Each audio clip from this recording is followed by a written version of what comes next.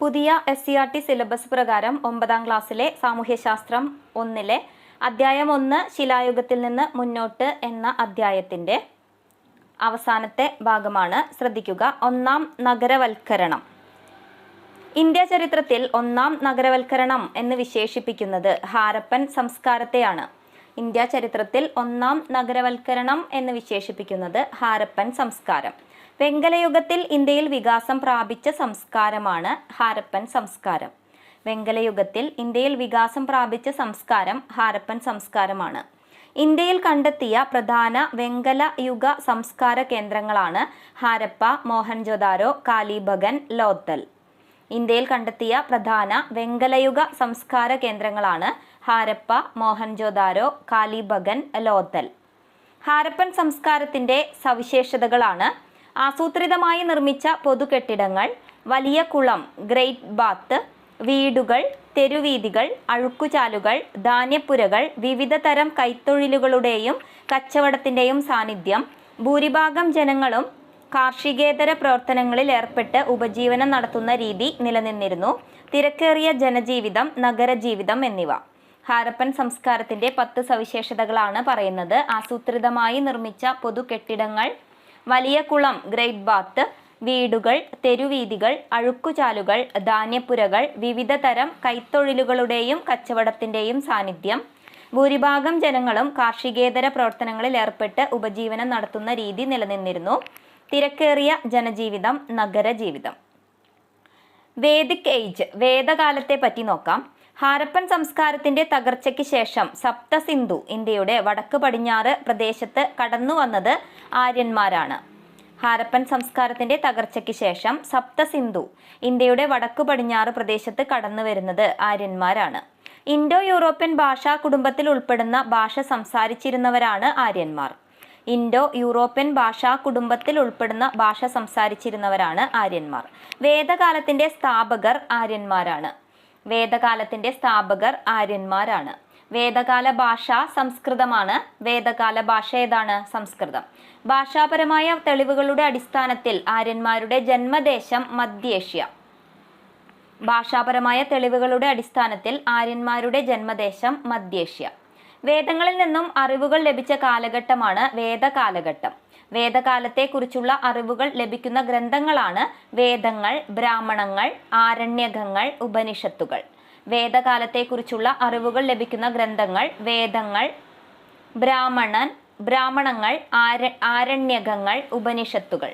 വേദകാലഘട്ടം എന്നറിയപ്പെടുന്നത് BCE 1500-നും 600-നും ഇടയിലാണ്. വേദകാലഘട്ടം എന്നറിയപ്പെടുന്നത് BCE 1500-നും 600-നും ഇടയിലാണ്. വേദകാലത്തെ രണ്ടായി തരംതിരിക്കുന്നു. ആദ്യകാല വേദകാലം, ഋഗ്വേദം രചിച്ച കാലം. പിൽക്കാല വേദകാലം, യജുർ, സാമ, അഥർവ വേദങ്ങൾ രചിച്ച കാലം. വേദകാലത്തെ രണ്ടായി തരംതിരിച്ചിരിക്കുന്നു. ആദ്യകാല വേദകാലം, പിൽക്കാല വേദകാലം. ആദ്യകാല വേദകാലം എന്ന് പറയുന്നത് ഋഗ്വേദം രചിച്ച കാലമാണ്. പിൽക്കാല വേദകാലം എന്ന് പറയുന്നത് യജുർ, സാമ, അഥർവ വേദങ്ങൾ രചിച്ച കാലമാണ്. ആദ്യകാല വേദകാലത്തിൻ്റെയും പിൽക്കാല വേദകാലത്തിൻ്റെയും വ്യാപനവും ഉപജീവനവും അധിവാസവും സ്ത്രീകളുടെ സ്ഥാനവും കൃഷിരീതിയും സമൂഹവും യാഗങ്ങളും ആരാധനാരീതിയും കരകൗശല വിദ്യയും തമ്മിലുള്ള വ്യത്യാസങ്ങൾ നമുക്ക് നോക്കാം. ആദ്യകാല വേദകാലത്തിൽ വ്യാപനം സിന്ധു നദി സപ്തസിന്ധു പ്രദേശമായിരുന്നു. പിൽക്കാല വേദകാലത്തിൽ ഗംഗാസമതലം വരെ വ്യാപിച്ചിരുന്നു. ആദ്യകാല വേദകാലത്തിൽ വ്യാപനം സപ്തസിന്ധു പ്രദേശം വരെയായിരുന്നു. പിൽക്കാല വേദകാലത്തിൽ ഗംഗാസമതലം വരെ വ്യാപിച്ചു. ഉപജീവന മാർഗം ആദ്യകാല വേദകാലത്തിൽ ഇടയ സമ്പദ്വ്യവസ്ഥയായിരുന്നു. പിൽക്കാല വേദകാലത്തിൽ കൃഷിക്ക് പ്രാധാന്യം നൽകി. ഉപജീവനം ആദ്യകാല വേദകാലത്തിൽ ഇടയ സമ്പദ്വ്യവസ്ഥയായിരുന്നു. പിൽക്കാല വേദകാലത്തിൽ കൃഷിക്ക് പ്രാധാന്യം നൽകി. അധിവാസം ആദ്യകാല വേദകാലത്തിൽ അർദ്ധ നാടോടികളായിരുന്നു. പിൽക്കാല വേദകാലത്തിൽ സ്ഥിരവാസ ജീവിതം ആരംഭിച്ചു. അധിവാസം എങ്ങനെയായിരുന്നു? ആദ്യകാല വേദകാലത്തിൽ അർദ്ധ നാടോടികളായിരുന്നു. പിൽക്കാല വേദകാലത്തിൽ സ്ഥിരവാസ ജീവിതമായിരുന്നു. സ്ത്രീകളുടെ സ്ഥാനം ആദ്യകാല വേദകാലത്തിൽ സമൂഹത്തിൽ സ്ത്രീകൾക്ക് താരതമ്യേന ഉയർന്ന സ്ഥാനം. പിൽക്കാല വേദകാലമായപ്പോഴേക്കും സ്ത്രീകളുടെ സാമൂഹിക പദവിക്ക് മങ്ങലേറ്റു. സ്ത്രീകളുടെ സ്ഥാനം ആദ്യകാല വേദകാലത്തിൽ സമൂഹത്തിൽ സ്ത്രീകൾക്ക് താരതമ്യേന ഉയർന്ന സ്ഥാനമായിരുന്നു. പിൽക്കാല വേദകാലത്തിൽ സ്ത്രീകളുടെ സാമൂഹിക പദവിക്ക് മങ്ങലേറ്റു. കൃഷിരീതി ആദ്യകാല വേദകാലത്തിൽ കാട് വെട്ടിത്തെളിച്ചും തീയിട്ടും കൃഷി ചെയ്തു. പിൽക്കാല വേദകാലത്തിൽ ഇരുമ്പ് ഉപയോഗിച്ച് കാടുകൾ വെട്ടിത്തെളിച്ചു. കൃഷിരീതി എങ്ങനെയായിരുന്നു? ആദ്യകാല വേദകാലത്തിൽ കാട് വെട്ടിത്തെളിച്ചും തീയിട്ടും കൃഷി ചെയ്തു. പിൽക്കാല വേദകാലത്തിൽ ഇരുമ്പ് ഉപയോഗിച്ച് കാടുകൾ വെട്ടിത്തെളിച്ചു. സമൂഹം നിരവധി ഗോത്രങ്ങൾ ചേർന്നതായിരുന്നു സമൂഹം ആദ്യകാല വേദകാലത്തിൽ. വർണ്ണവ്യവസ്ഥ ശക്തിപ്പെട്ടതാണ് പിൽക്കാല വേദകാലത്തിൽ. സമൂഹം എങ്ങനെയായിരുന്നു? ആദ്യകാല വേദകാലത്തിലെ സമൂഹം നിരവധി ഗോത്രങ്ങൾ ചേർന്നതായിരുന്നു. പിൽക്കാല വേദകാലത്തിലെ സമൂഹം വർണ്ണവ്യവസ്ഥ ശക്തിപ്പെടുന്നതായിരുന്നു. ആദ്യകാല വേദകാലത്തിൽ യാഗങ്ങൾ ലളിതവും ഓരോ കുടുംബനാഥനും ചെയ്യാവുന്നവയുമായിരുന്നു. പിൽക്കാല വേദകാലത്ത് യാഗങ്ങൾ സങ്കീർണവും ചെലവേറിയതുമായി. യാഗങ്ങൾ ഒരു പ്രത്യേക വിഭാഗത്തിന്റെ മാത്രം അധികാരമായി മാറി. ആദ്യകാല വേദകാലത്തിലെ യാഗങ്ങൾ ലളിതവും ഓരോ കുടുംബനാഥനും ചെയ്യാവുന്നവയുമായിരുന്നു. പിൽക്കാല വേദകാലത്തിലെ യാഗങ്ങൾ സങ്കീർണവും ചെലവേറിയതുമായി. യാഗങ്ങൾ ഒരു പ്രത്യേക വിഭാഗത്തിന്റെ മാത്രം അധികാരമായി മാറി. ആദ്യകാല വേദകാലത്തിലെ ആരാധനാരീതി പ്രകൃതി ശക്തികളെയാണ് ആരാധിച്ചിരുന്നത്.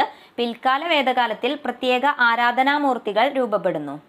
ആരാധനാരീതി ആദ്യകാല വേദകാലത്തിൽ പ്രകൃതി ശക്തികളെയായിരുന്നു. പിൽക്കാല വേദകാലമായപ്പോഴേക്ക് പ്രത്യേക ആരാധനാമൂർത്തികൾ രൂപപ്പെടുന്നു.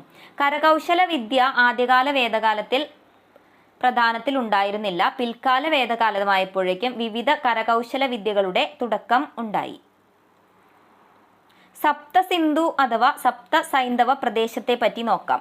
സിന്ധു നദീതടവും സിന്ധു നദിയും അതിന്റെ പോഷക നദികളും കൂടാതെ സരസ്വതിയും ഉൾപ്പെടുന്ന പ്രദേശമാണ് സപ്തസിന്ധു പ്രദേശം. സിന്ധു നദിയും അതിന്റെ പോഷക നദികളും കൂടാതെ സരസ്വതിയും ഉൾപ്പെടുന്ന പ്രദേശമാണ് സപ്തസിന്ധു പ്രദേശം. സിന്ധുവിന്റെ പോഷക നദികൾ ചലം, ചിനാബ്, രവി, ബിയാസ്, സത്ലജ്. സിന്ധുവിന്റെ പോഷക നദികൾ ഏതൊക്കെയാണ്? ജലം, ചിനാബ്, രവി, ബിയാസ്, സത്ലജ്.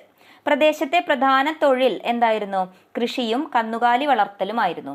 സപ്തസൈന്ധവ കാലത്തെ സമൂഹത്തിൽ ഉൾപ്പെട്ടിരുന്നവരാണ് പുരോഹിതർ, സേനാനികൾ, സാധാരണക്കാർ. സപ്തസൈന്ധവ കാലത്തെ സമൂഹത്തിൽ ഉൾപ്പെട്ടിരുന്നവരാണ് പുരോഹിതർ, സേനാനികൾ, സാധാരണക്കാർ. ഇൻഡോ യൂറോപ്യൻ ഭാഷകൾ ഏതൊക്കെയായിരുന്നു? സംസ്കൃതം, ജർമ്മൻ, റഷ്യൻ, സ്പാനിഷ്, ലത്തീൻ, English, Polish, French, Greek, Swedish, Italian, Romanian. Indo European ഭാഷകൾ ഏതൊക്കെയാണ്? സംസ്കൃതം, ജർമ്മൻ, റഷ്യൻ, സ്പാനിഷ്, ലത്തീൻ, English, Polish, French, Greek, Swedish, Italian, Romanian. വേദസാഹിത്യത്തെ പറ്റി നോക്കാം. വേദം എന്ന വാക്കിനർത്ഥം വിദ് അഥവാ അറിവ്. വേദം എന്ന വാക്കിനർത്ഥം അറിവ് അഥവാ വിദ്. വേദങ്ങൾ 4 എണ്ണമാണ്. ഋഗ്വേദം, യജുർവേദം, സാമവേദം, അഥർവവേദം. വേദങ്ങൾ എത്ര എണ്ണമാണ്? 4 എണ്ണമാണ്. ഋഗ്വേദം, യജുർവേദം, സാമവേദം, അഥർവവേദം. ആദ്യത്തെ വേദമാണ് ഋഗ്വേദം. വേദസാഹിത്യത്തിന്റെ അനുബന്ധ ഭാഗങ്ങളാണ് ബ്രാഹ്മണങ്ങൾ, ആരണ്യകങ്ങൾ, ഉപനിഷത്തുകൾ. വേദസാഹിത്യത്തിന്റെ അനുബന്ധ ഭാഗങ്ങളാണ് ബ്രാഹ്മണങ്ങൾ, ആരണ്യകങ്ങൾ, ഉപനിഷത്തുകൾ. വേദകാലത്തെക്കുറിച്ചുള്ള പഠനത്തിനായുള്ള ഏറ്റവും പ്രധാനപ്പെട്ട സ്രോതസ്സാണ് വേദസാഹിത്യം. വേദകാലത്തെക്കുറിച്ചുള്ള പഠനത്തിനായുള്ള ഏറ്റവും പ്രധാനപ്പെട്ട സ്രോതസ്സാണ് വേദസാഹിത്യം.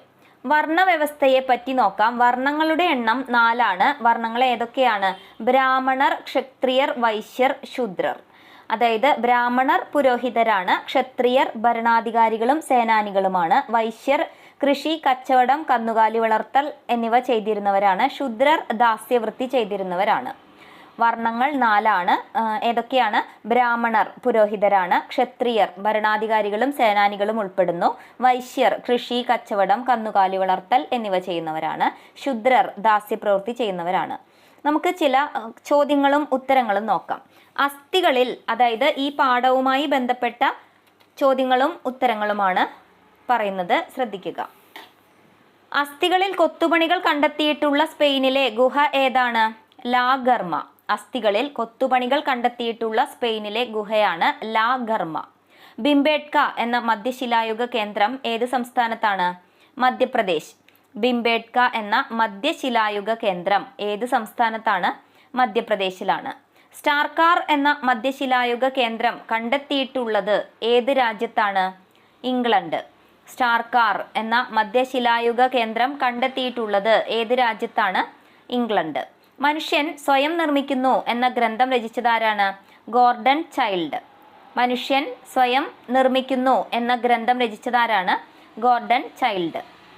ശിലാ ഉപകരണങ്ങൾക്കൊപ്പം ചെമ്പ് ഉപകരണങ്ങളും ഉപയോഗിച്ചിരുന്ന കാലം ഏത് പേരിൽ അറിയപ്പെടുന്നു? താമ്രശിലായുഗം.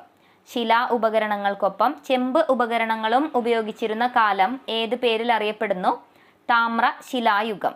നാഗരിക ജീവിതത്തിന് തുടക്കം കുറിച്ച കാലം വെങ്കലയുഗമാണ്.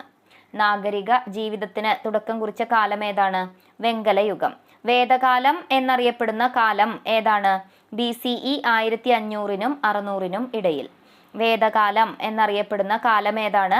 BCE 1500-നും 600-നും ഇടയിൽ. കളിമണ്ണിലും ശിലയിലും തീർത്ത കലാനിർമ്മിതികൾ കണ്ടെത്തിയ മഹാരാഷ്ട്രയിലെ സ്ഥലം ഏതാണ്? നെവാസ.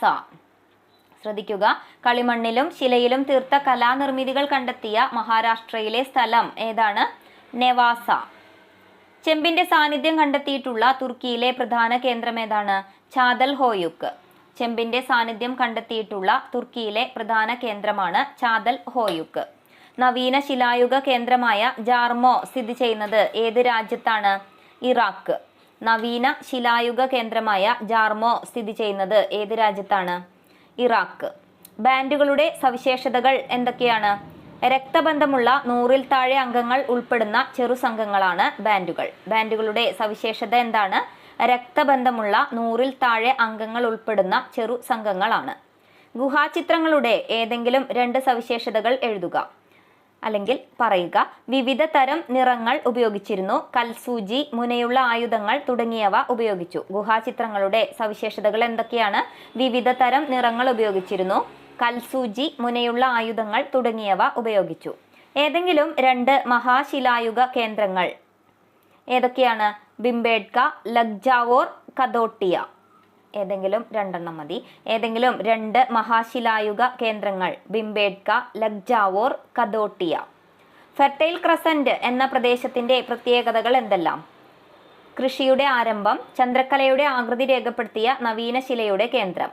ഫെർട്ടൈൽ ക്രസന്റ് എന്ന പ്രദേശത്തിന്റെ പ്രത്യേകതകൾ എന്തെല്ലാം? കൃഷിയുടെ ആരംഭം, ചന്ദ്രക്കലയുടെ ആകൃതി രേഖപ്പെടുത്തിയ നവീന ശിലയുടെ കേന്ദ്രം.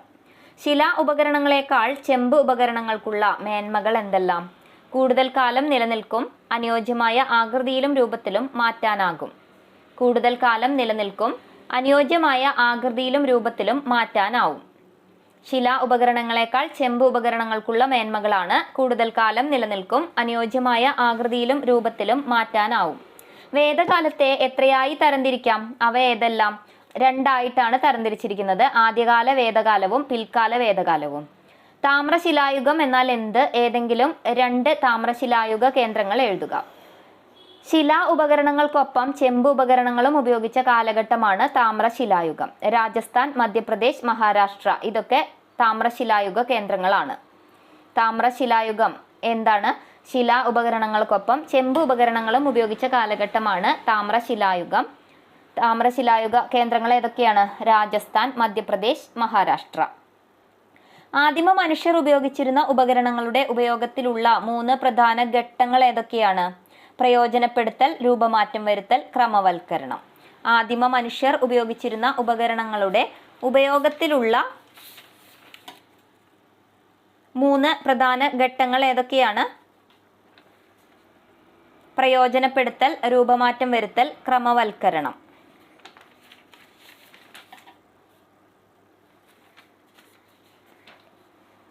ചെമ്പിന്റെ സാന്നിധ്യം കണ്ടെത്തിയ പ്രധാന കേന്ദ്രങ്ങൾ രേഖപ്പെടുത്തുക. ചാതൽഹോയുക്ക് തുർക്കിയിലാണ്. ചയോനു വടക്കൻ സിറിയ, അലിക്കോഷ് ഇറാൻ. ചെമ്പിന്റെ സാന്നിധ്യം കണ്ടെത്തിയ പ്രധാന കേന്ദ്രങ്ങൾ ഏതൊക്കെയാണ്? തുർക്കിയിലെ ചാതൽഹോയുക്ക്. ഇങ്ങനെ തന്നെ പഠിക്കുക, അതായത് ചാതൽഹോയുക്ക് എന്ന് മാത്രം പഠിക്കരുത്. തുർക്കിയിലെ ചാതൽഹോയുക്ക്, വടക്കൻ സിറിയയിലെ ചയോനു, ഇറാനിലെ അൽക്കോഷ് എഴുതി വെച്ച് പഠിക്കുക. അല്ലെങ്കിൽ ടെക്സ്റ്റ് ബുക്ക് ഉണ്ടെങ്കിൽ അത് വെച്ചിട്ട് നിങ്ങൾ ഈ ഞാൻ പറയുന്നത് കേട്ടിട്ട് അടയാളപ്പെടുത്തിയാലും മതി. ടെക്സ്റ്റ് ബുക്കിൻ്റെ PDF ഒക്കെ കിട്ടും. അതൊക്കെ വെച്ചിട്ട് ഈ പ്രധാനപ്പെട്ട കാര്യങ്ങളാണ് പറയുന്നത്. നമ്മളിതൊരു റാങ്ക് ഫയൽ, അറിവിടം എന്നുള്ളൊരു റാങ്ക് ഫയൽ നോക്കിയിട്ടാണ് പറയുന്നത്. അതുകൊണ്ട് ശ്രദ്ധിച്ച് പഠിക്കുക. Okay, thank you.